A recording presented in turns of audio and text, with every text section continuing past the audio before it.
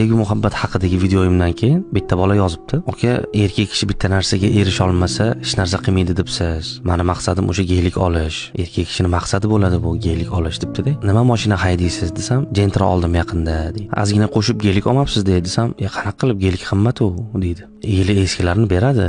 Ozgina qo'shsangiz desam, aka menga hozir o'sha yangi chiqqani kerak. Yangi chiqqanni maqsadim deydi. O'sha eski yiliga ham kimnidir maqsadi bo'lgan. Mana hozir eskirgan. Siz maqsad qilayotgan hozirgi yili yangi bo'lgan mashina ham qachondir eskiradi. Qachondir qadrini yo'qotadi, narxi tushib ketadi. Ya'ni inson qachondir narxi tushadigan, qachondir qadri yo'qoladigan narsani maqsad qilishi bu haqiqatan ham kulgili narsa. Bu rostdan ham kulgili narsa. Nimaga desa, inson bir kun qadri tushib ketadigan narsani orzu maqsad qilmaydi. Tushib ketadi narx. Bugungi yangi chiqayotgan mashina ham 20 yildan keyin tushib ketadi. 10 yildan keyin, даже 5 yildan keyin deylik. Hamma narsa qadrsizlanadi. Hamma narsa narxi tushadi va bir butun dunyo butunicha qadrsizlanadi bir kun. Demak, insonning maqsadi bir qanaqadir matoga cheklanmaslik kerak. Insonning dunyo qarashi shu geylikka cheklandim. Yoki ana mashinada oldidagi BMW ni videoga otdi-da, aka, videoni ko'rsangiz bilib qo'ying, men maqsad qilgan hayotda yashayapsiz deydi. Insonning orzusi shu BMW ga cheklandimi yoki Mercedes ga cheklanadimi? Shumi orzu? Ya'ni siz butun bir hayotingizni qanaqadir uchastkaga yoki qanaqadir bir mashinaga sarflaysizmi? Albatta